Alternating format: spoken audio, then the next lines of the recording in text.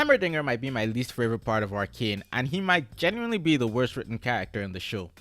I know a lot of people didn't like how a lot of the characters were written in Season 2, but consider this. He sucked since Season 1. All Season 2 did was fail to rectify that and then kill him off, so we only feel pity for him and don't acknowledge that all of this is really his fault. I know what? I think my biggest annoyances with Heimerdinger is how no one both in the show and sometimes out of it seems to notice. I mean, let's really look into the basic world of Arcane. Not Runeterra, just Arcane itself. We've got two cities, Piltover and Zaun. Piltover is the big shining beacon everyone's so proud of that stands as a symbol of scientific progress and prosperity, though not by enough of a margin that the disgraced daughter of a family in a different country can't show up and become the richest person present. Meanwhile, the Undercity is everyone else. From what I can tell, all of the resources that have put Piltover on the map are mined from the fissures on the other side of the bridge, so the Undercity is basically the engine the Overcity runs on. And over time, a class divide was formed, with the rich and powerful on one side and the poor and oppressed on the other. And it's been that way for 200 years. Over time, Piltover has become this bastion of a shining city, and it's hard to describe the Undercity as anything besides green and dying. It got so bad the show opens on the aftermath of an attempted rebellion and its brutal demolition by the enforcers, Piltover's law enforcement. And just to further talk about how crazy the situation is, the enforcers have standard issue gas masks they wear when they go into the Undercity. Is that not crazy? For the government to be like, the air in half the city we're in charge of is so bad, we have to give the cops protection for when they go to the other side. Admittedly, I think it's mostly a psychological thing because we do see people from Piltover go into the Undercity and not immediately collapse coughing, but still. Now think of all of this and remind yourself that the genius who founded these cities, the man who's referred to again and again as the father of their society, is right there and is an active part of the government. The deterioration of the Undercity, the cultural adversarial relationship they have with what's essentially the police, of whom no members of their community are part of, the rebellion, the death, the destruction, the poisoning of the air and water, it's a 200-year buildup of generational mismanagement. Except it's not really generational. There was one guy present for all of it.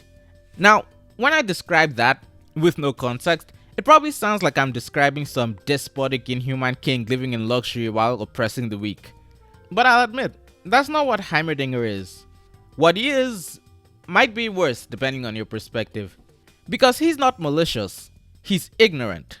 I genuinely don't think he's actually aware of all the damage that has been caused to the people he considers his citizens. He literally just isn't paying attention. Like, I really want to know, what did he think of the bridge massacre? Because I called it a rebellion earlier, but apparently one of the writers said it was a peaceful protest before they all got gunned down in the streets. Now, I'm a bit doubtful of that because of the context clues about it in the show, but if it's true, I'm even more curious.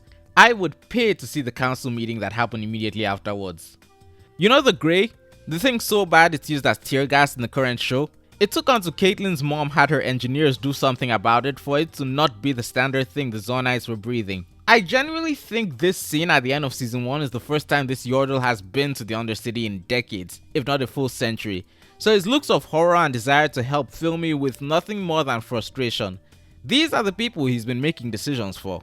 Like, the council is the head of the government, and until Jay showed up, he was basically the person with the most official pull among all of them because he's been in this for, like, over a century.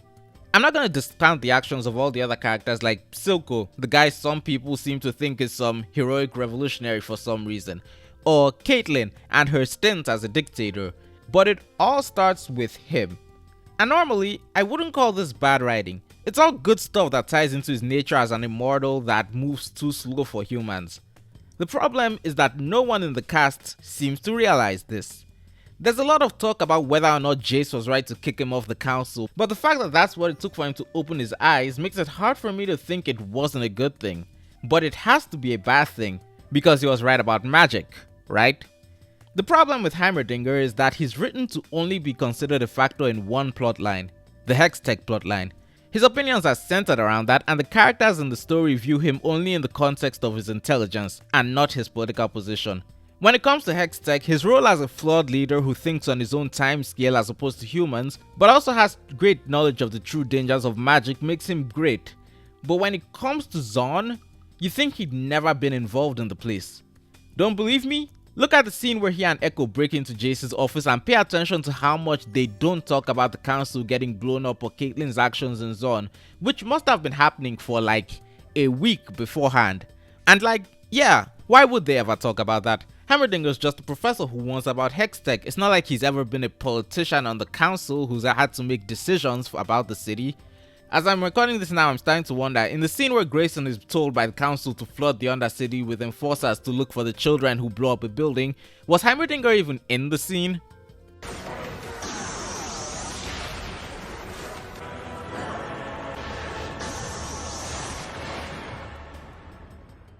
No one represents this problem in the writing more obviously than Echo. Caitlyn and Jay share scenes with him for under 5 minutes before he starts going off on them for how Piltover treats his people. And I won't deny he's got the right to do so.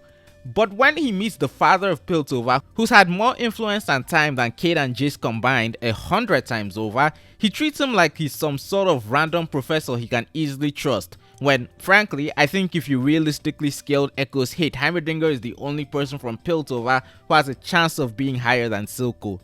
He wouldn't be going, but I'm your student, right? I mean, it's not impossible that he would, but he'd have other things to say. I dare any of you to tell me that if Jace had been the one in this scene talking about being unwelcome in wanting to assist the people of the Undercity, Echo would react like this. I'm just not a fan of the fact that the 300-year-old leader of the city gets such leeway and then some guy who became a politician like last week is treated as more responsible for things being bad because he has no idea how to fix the clusterfuck he was thrust into. The problem cited with Hextech in relation to Zaun is that it's so centralized to Piltover that it made the economic differences far higher. But let's face it, at the beginning of the series, no Piltover native is more eager to let regular people have access to Hextech than Jace, and no one is more hesitant about it than Heimerdinger. This makes Heimerdinger correct in terms of the Hextech plotline because, as it turns out, the magic is like destroying reality, but it also makes him the one pushing the status quo. Remember the Arcane failsafe? The one that affects the Undercity because it's built near the ducts that pump air and water to them?